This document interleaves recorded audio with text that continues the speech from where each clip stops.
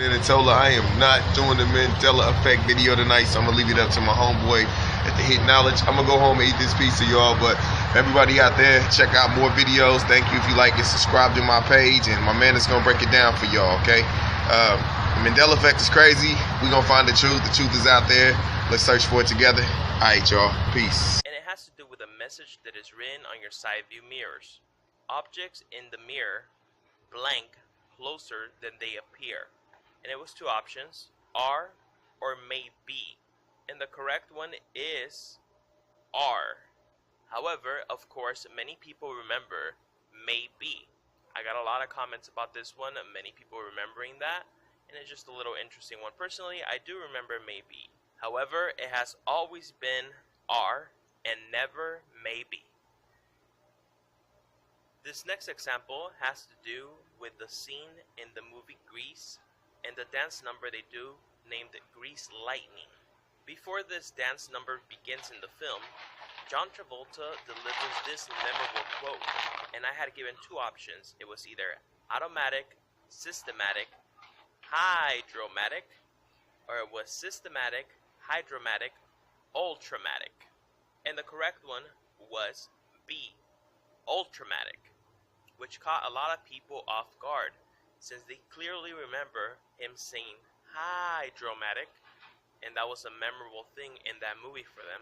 However, that is not the case.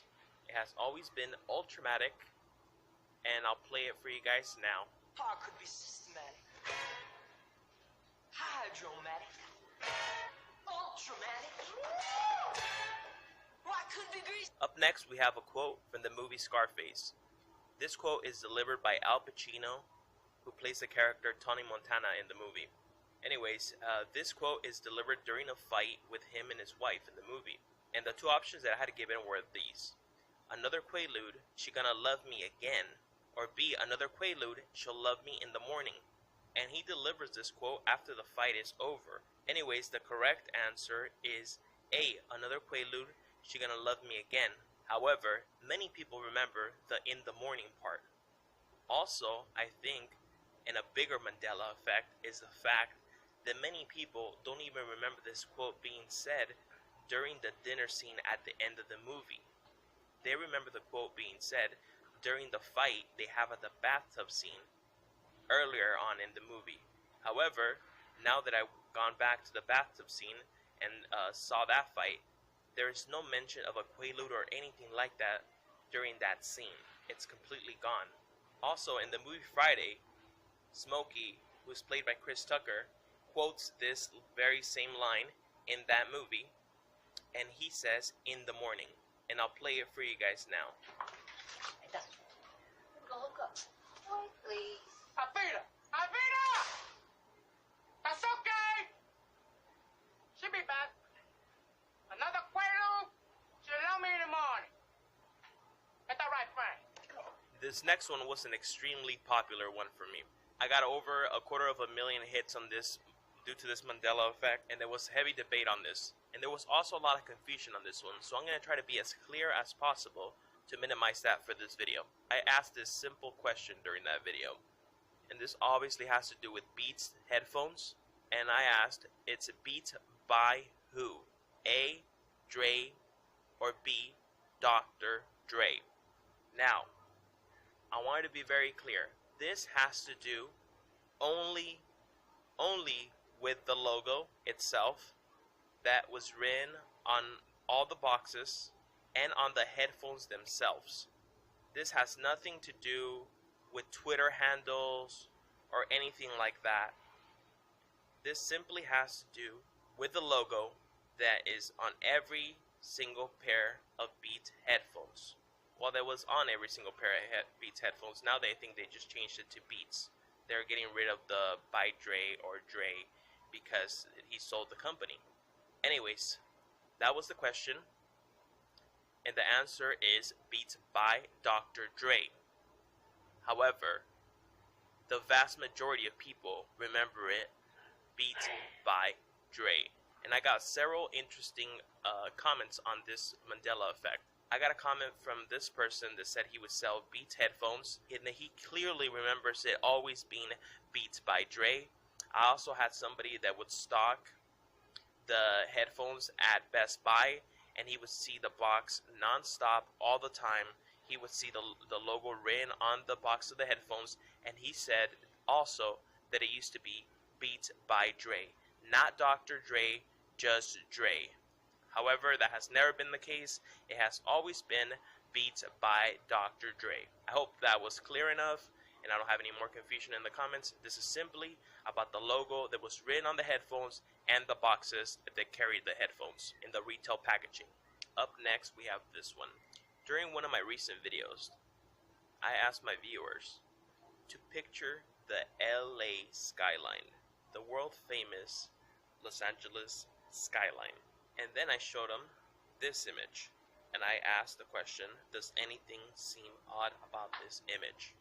Immediately I was bombarded with comments saying that the people did not remember the LA skyline ever having mountains in the background.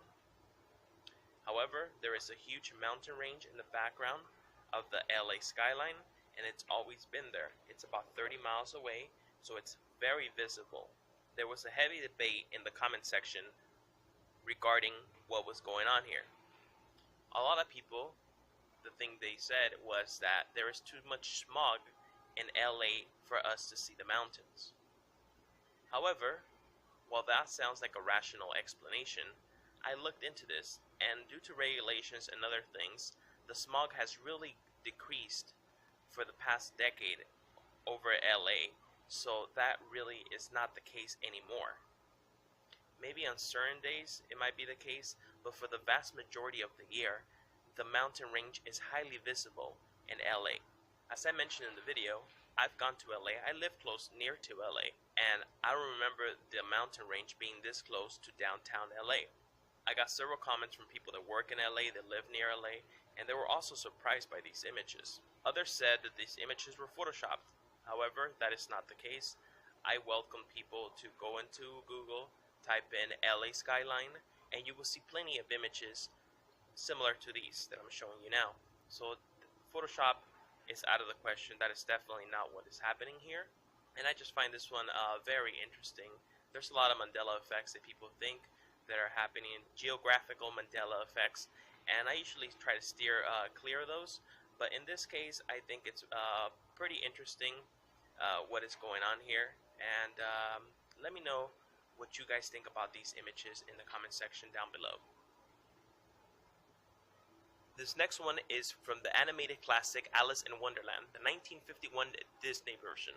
And this has to do with two characters in the film, Tweedledee and Tweedledum. They wear hats, and they have this on top of their hats.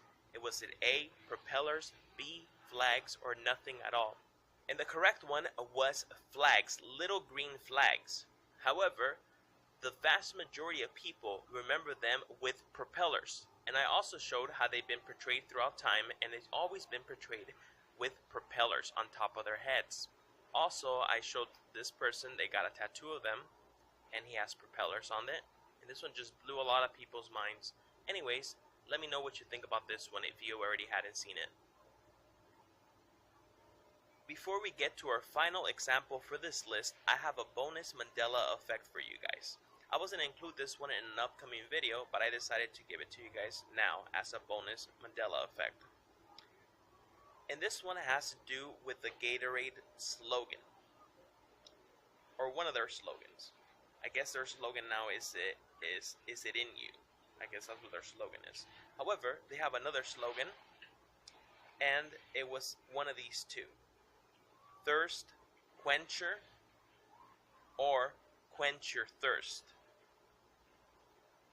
What do you guys remember? Thirst quencher or quench your thirst? And the correct one is thirst quencher. However, many people remember quench your thirst. Let me know in the comment section what you guys think about this one. This is a brand new one. Let me know. Up next, we have a huge Mandela effect. At least this was huge for many people. This one just blew everybody away. And this has to do with Publishers Clearinghouse and who their spokesperson was. A lot of people remember it being Ed McMahon. However, that was never the case, but for whatever reason, he's always been associated with that. People remember the advertising coming in the mail for many years, and they remember him having commercials where he delivers those big giant checks over many years. However, it turns out that never happened. He never did that. He never had the commercials, him delivering the giant checks or anything like that. He was never associated with a Publishers Clearinghouse. However, he was associated with American Family Publishers, which was less popular, went out of business, and there's a lot of residue regarding this one. There's tons of images of people dressing up for Halloween as winners of the Publishers Clearinghouse sweepstakes. And they have giant checks, and these checks are signed by Ed McMahon, which is pretty incredible. There's so many people that just remember this one. It's pretty big. And also recently, I saw this video that was posted by Moneybag, some more residue. And this one has to do with Golden Girls. The show Golden Girls was very popular. And in the video, she jokes around that she's going to be one of the winners, and Ed McMahon is going to deliver that big check for her. And I'm going to play that clip for you guys now. And I'm also going to play another clip from CNN. They ran this when he passed away. And they credit him with being a spokesperson for the Publishers Clearinghouse as well. So I'm going to run both of those videos for you guys. And then I have another, something else that I want to tell you guys before we end this video. And here it is. Hello? This is Rose Nyland. What? I'm one of the winners of the Publishers Clearinghouse? Ed McMahon wants to see me right away? Before Carson retired, McMahon had branched out with his own ventures, among them hosting Star Search. He served as a pitchman for Publishers Clearinghouse.